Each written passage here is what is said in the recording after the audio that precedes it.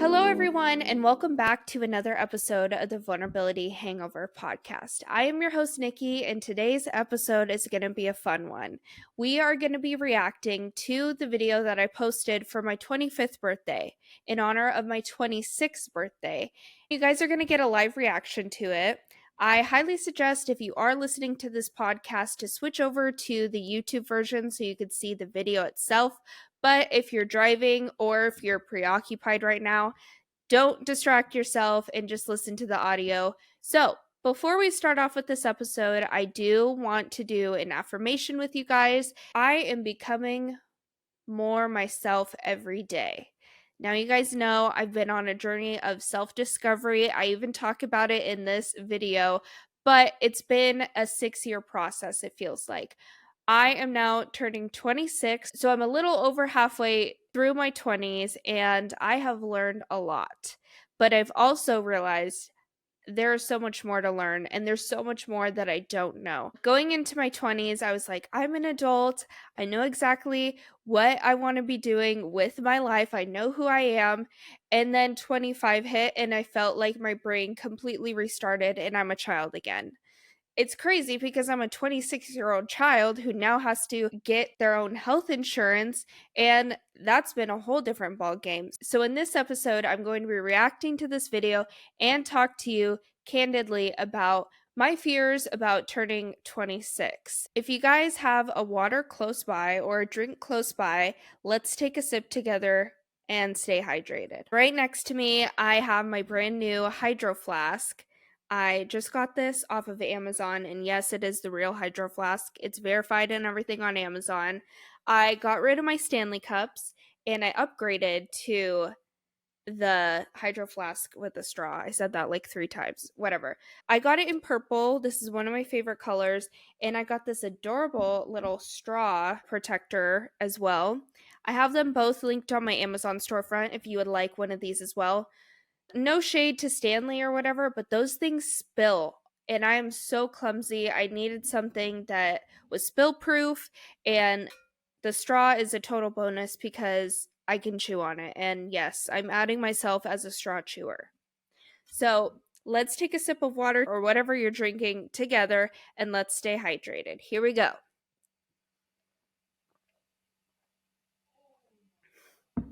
Oh, yeah. There we go. Without further ado, let's jump into this episode. I already know I'm going to cringe at some of these things, and I'm not going to agree with a lot of the things that I said in this video, but just bear with me. I am going to comment along the way, and it's going to be fun. Hey friends, it's Nikki, and welcome back to my channel. Today I am going to be doing a video on 25 things that I've learned in my 25 years of life in honor of my 25th birthday. Over the past couple of years, I have gone through a lot of transformation. As some of you guys may know, I'm currently going through my self-discovery journey. I have been putting in a lot of work on healing myself, and a lot of stuff has happened to me this past couple of years, and it's really come to my attention that I need to start focusing on what is best for me. Okay, pause. This is so funny that I say that because I spent all of 25 continuing to be a people pleaser and continuing to not focus on myself. So very sad, but at 25 I did continue to be a people pleaser. I don't know a middle ground when it comes to not being a people pleaser and also wanting to help people and being a friendly person. So I'm kind of learning that as I go. A lot of the stuff that I'm going to be talking about today is something that I've discovered along this journey, and I believe I'm going to continue to learn throughout the next 25 years of my life and so on. But these ones really stood out, and I hope that they can resonate with you as well. I'm reading everything off of my iPad. Some of them I'm going to have explanations for, and some of them are pretty self-explanatory. So I'm just going to jump into it. The first one says, not everyone in your life is meant to be in your life forever. This is something that has really been apparent to me, especially agree with the last couple of years. I've had a lot of people come and go in my life, a lot of people who have stayed and really made a huge impact on me. I still agree with this. I do think a lot of people that come into your life are there to reflect whatever blind spot you may have along your journey to personal growth. So I still agree with everything that I'm saying. And in my opinion, every person that walks into your life is there for a reason. And it isn't necessarily a bad thing if they're in there for a short period of time, because sometimes those small lessons can make a big impact on your life. And not everyone is going to be a lesson that comes into your life. Sometimes people come in there to show you unconditional love and you may fight it. Sometimes people just come into your life to get something out of you. It doesn't always have to be a lesson. Love is the best healer. Do not be afraid to love. I still agree with that. And I still will say that to this day. But do I think everyone deserves your love? No. This one is also something that has been extremely important to me, especially with my healing journey. If you approach things with love, you will get it back tenfold. I don't agree with that anymore. I think that sometimes when you put love out there, it's because that person may need it. I don't always think that you're entitled to get that love back. I do think that not everyone is going to love you back, but the whole point of loving unconditionally is to love without conditions. So, something that I've learned this past year. Being loved and feeling love for other people has been especially healing for me. I just love love. Your intuition is always right. Always trust your first initial instinct. And I know a lot of times it is really hard to learn to trust that initial feeling, but once you do, your intuition becomes stronger and stronger. So always trust that first initial instinct. I still agree with this as well. I, this past year, ignored that gut instinct. And I don't know why I do, because I know that I am powerful enough to see it for what it is. I don't know why I'm always fighting against myself. This is going to be something that I'll probably continue to learn throughout my years, and it's going to continue to get easier. But I made a lot of mistakes this year because I didn't trust this gut feeling of, oh shit, this is not for me, or oh shit, this person is not for me. I do need to continue to trust that intuitive feeling.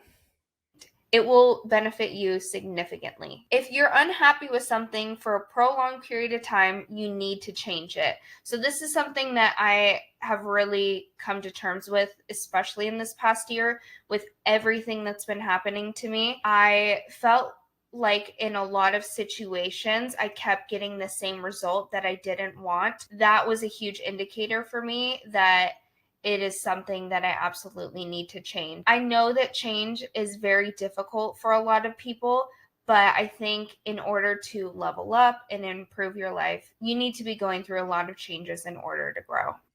I have been practicing this and it's gotten a lot easier. I love change now. I am not a stranger to change. If I thought last year was a lot of change, 25 was a lot of change for me as well. It could go for career, it could go for just about anything in your life. Change is important because it helps you grow. Not every friendship is going to look the same. You could have one friend that you're a lot closer with, or you could have another friend that you're just more so acquaintances with. I think every relationship that you have in your life is going to look completely different, but especially when it comes to friendships. Being sensitive is a blessing, not a curse. Throughout my life, I have always been told I'm extremely sensitive. I'm sensitive to a lot of things. I'm sensitive to food. I'm sensitive to sound. I'm sensitive to people's energy. I am sensitive to just about anything. And it was always something that I felt very shameful about. But as I've gotten older, my sensitivity, it goes hand in hand with my intuition. It's really helped guide me throughout this process of healing and throughout life. Healing is never. Okay. Yes. That is so true. I would say I'm not as sensitive as I was in this video. I think that my nervous system has calmed down a lot and I'm a little bit less sensitive to certain things around me. I feel like in this video, I was still operating in fight or flight. There are some days where I do feel like I'm operating in fight or flight, and it's super unhealthy. I'm still sensitive towards other people and other people's feelings, so I don't think that will ever change. But when you're also operating from, again, with the fight or flight, it makes it very difficult not to be super sensitive to just about everything around you. Or linear. There's lots of ups, there's lots of downs. It's just a process that everyone has to go through, and it doesn't look the same with every single person. You don't have to forgive. Yeah, I think that goes hand in hand with grief. Grief looks different to everyone. Someone to heal. One thing that is so pushed, and I have no idea why, is the only way that you can heal from a situation is if you forgive the person or you forgive whatever happened to you. In my opinion, I think going through the emotions of whatever happened to you is more important than forcing yourself to forgive someone. I think there are things in life that you don't need to forgive, and you shouldn't feel forced to forgive just to make another person comfortable or speed up the process of your healing. Like I mentioned before, healing is never linear, and I do not think it's necessary to forgive a certain situation or a certain person in order to heal yourself. I so agree with that. When people apologize to me, sometimes it feels like it's a band aid. I think the best way to accept an apology is to feel it out, not accept it in that moment because you don't know how you're going to feel after that. I don't know if that makes sense. I don't think you need to forgive someone in order to heal. I just don't. I think it's just an added layer to it. A lot of times, if I do accept people's apology, it's almost like they know how to manipulate me a little bit better. I'm not saying that everyone is like that, but I don't think that everyone deserves forgiveness. When you let go of control, the universe, or for some people, they may say God, spirit, the divine creator, whatever it is to you, when you let go of that control, it blesses you. No, I don't agree with that anymore. I think that you can control the outcome.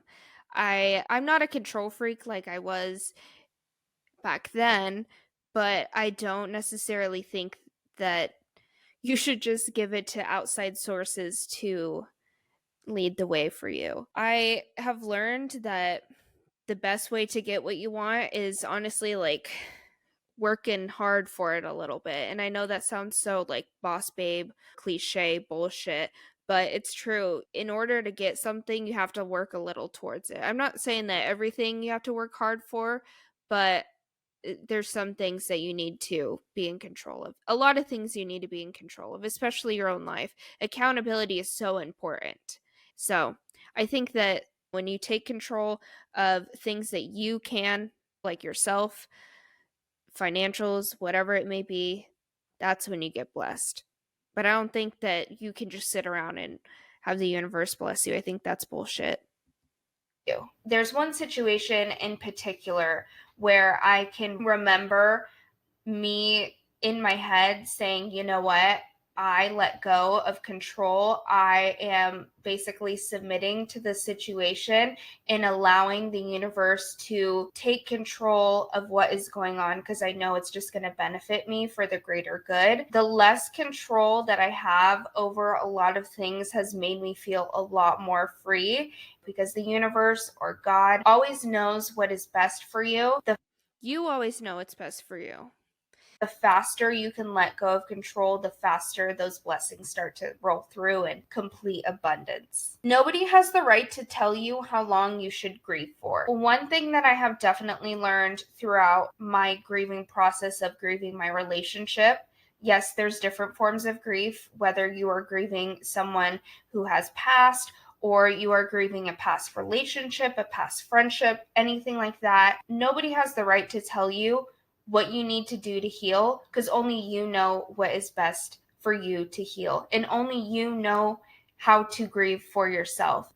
Yes, I agree with this to an extent, but I also think that sometimes we can sit in our own suffering a little bit too long. I think community is important to help pull you out of that grief temporarily, but I also think that grief is forever, and you're forever down this road of healing and going through grief so you can learn how to heal in a different way. But I do agree that nobody can really tell you how to grieve because it looks different for everyone. I'm going to say this again, healing is never linear. So that is a process you have to go through with yourself and really process all those different emotions. And it looks different for everyone. It really just is up to what your journey looks like. And I don't think anyone can tell you how long you need to be grieving for or how long you can be sad for.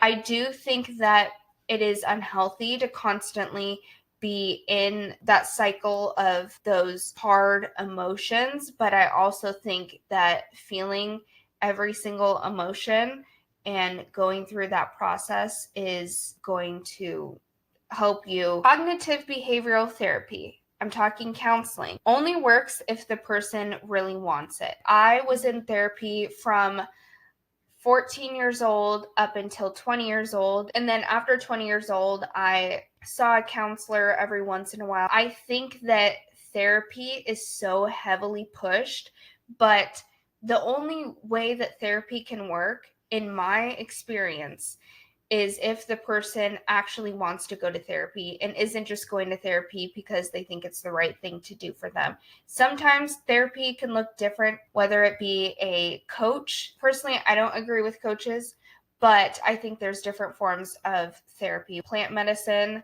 meditation, self-care. Therapy comes in all different forms, but I'm talking specifically with cognitive behavioral therapy. I think it will only work if the person actually wants to go in and do it. I still agree with that. I think that you're only going to be able to succeed in therapy if you actually want to change and get better about handling certain things. As you get older, you start to lose a lot of friends, you start to lose a lot of people around you. So I do think that therapy is important for people who may feel like they're lonely and they just need someone to be a soundboard for them, or maybe they're not wanting to put all their emotions and feelings on a friend. So I do think that that's very important. I don't think that coaching is a form of therapy. Coaching is great for certain people, but I think coaches are temporary, whereas I feel like therapy is for a longer period of time. I always like going to therapy when I feel stuck, but it doesn't always work for everyone. Listen to the way people talk about themselves.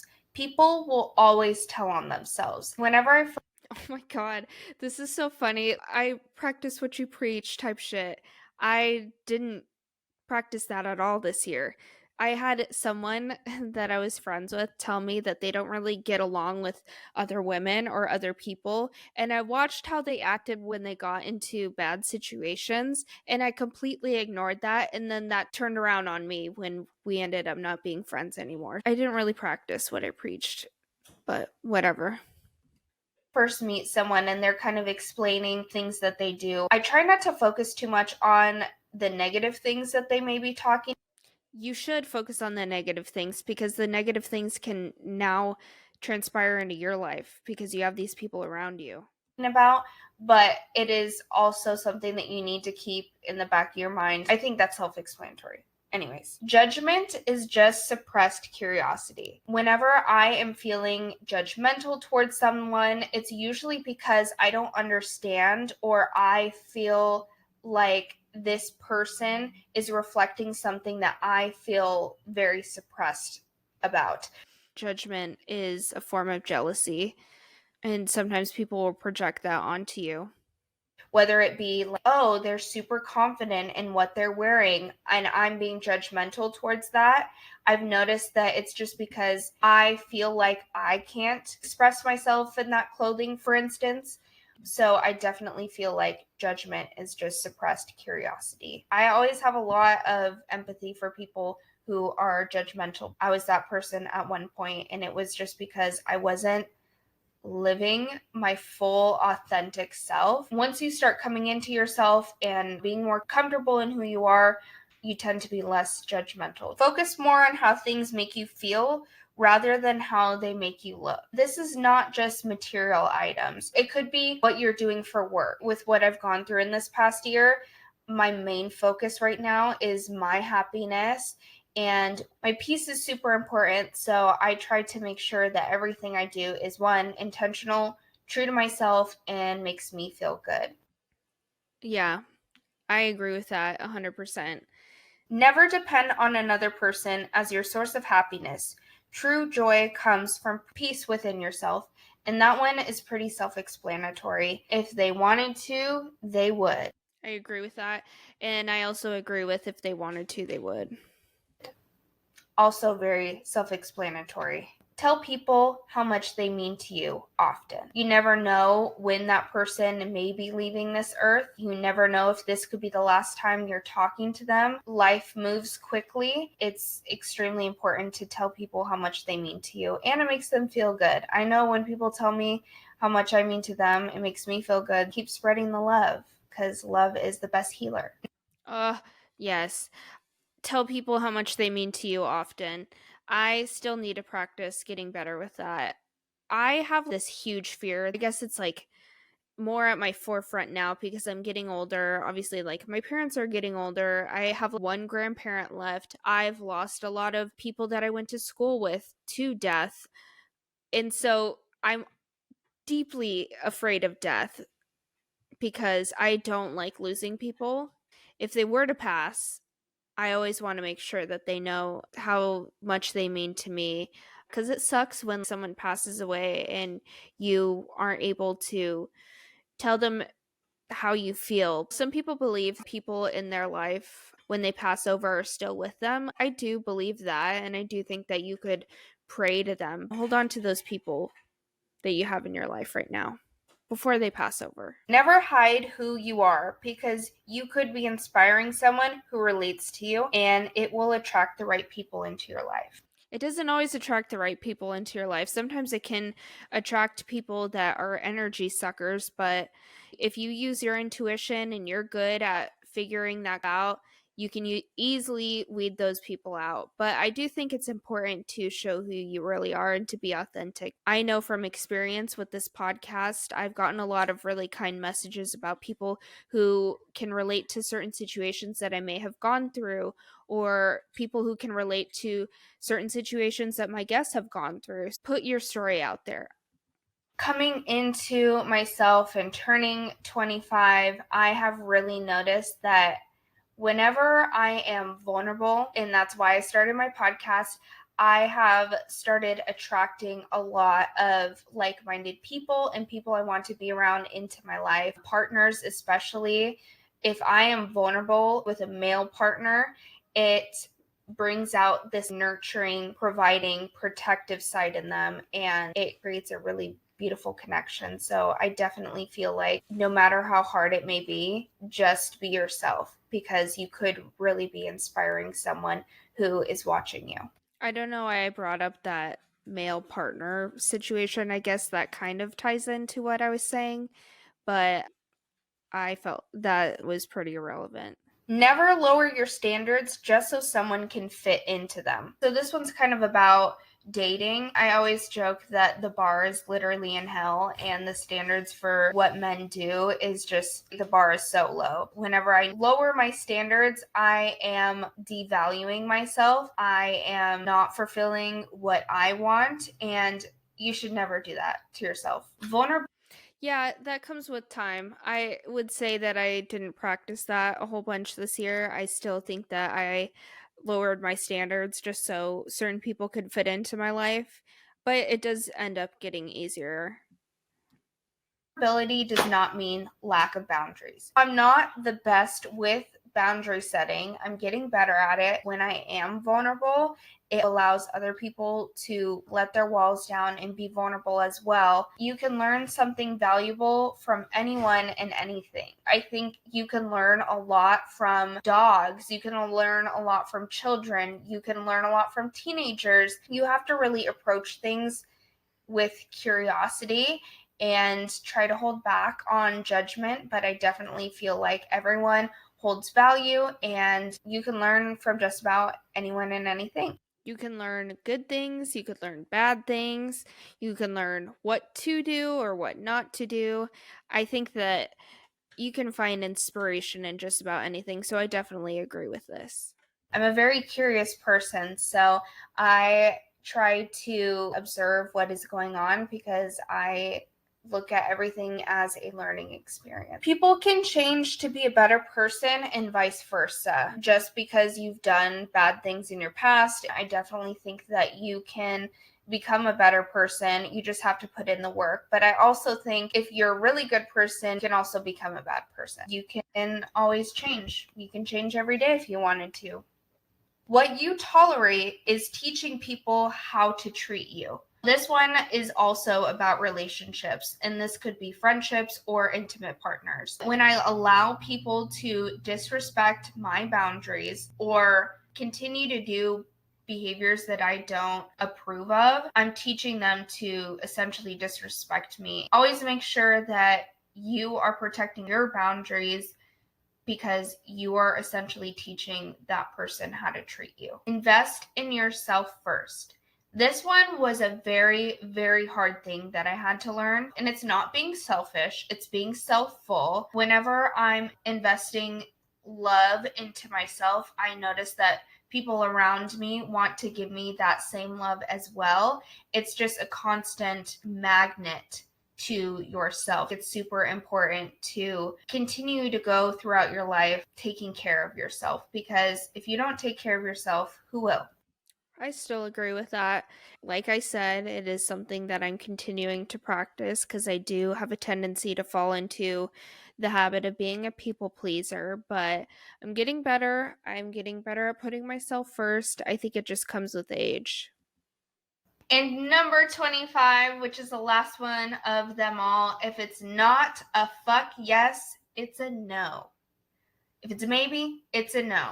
It needs to be a fuck yes. In every single situation, I always check in with myself and I'm like, how does this make me feel? Is it a fuck yeah or is it a fuck no? Simple as that. Alrighty, guys, that was 25 things that I have learned in my 25 years of life. Obviously, there's other things that I have learned throughout my life, and I'm going to continue to learn every single day. Life is a journey, and I really appreciate you guys coming along this healing journey, spiritual journey, craziness, coming into myself with me. And I hope you learned a little bit from me, and I hope you could take away some good information from this video. There we go. I have changed quite a bit.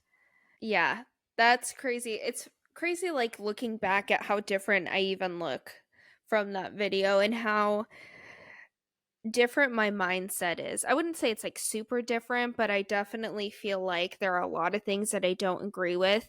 I'm still a pretty spiritual person. There's also certain things that I don't agree with, and I'm going to have a whole podcast episode updating you guys about spirituality because it's an ever-changing thing in my life.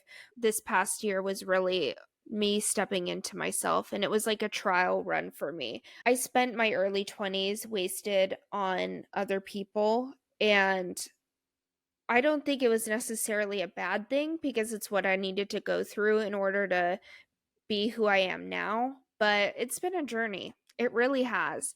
And I don't know what to feel coming into 26. The only thing that I'm really thinking about, going back to the health insurance thing, is how am I going to get health insurance? I've changed so much in this past year, and I'm going to continue to change, and I'm going to continue to surround myself with people that are on the same path as me. I do want to be more mindful about the people that I allow into my life and not being a huge people pleaser, because it's so easy to do, and then you resent yourself for it. And the relationship that is most important is with yourself. I want to circle back and say that I don't think that I was being super authentic in that video. I think I was being as authentic as I could be given the tools that I had at that time. And looking at that video is sad to me because I just see this young girl who is trying to discover who she is. I had to let a lot of things go in order to be who I am today, and I'm going to continue to learn who I am because I think it's a lifelong journey. That's it for today's episode. I am very much looking forward to turning 26. I'm sure that my mindset will continue to change, and maybe by next year when I turn 27, I'll have some updates or I'll completely change my mind on majority of things. I will catch you guys in the next episode. Please remember to like, rate, review, subscribe wherever you listen to this podcast, and I will catch you guys in the next episode. Okay, love you. Bye.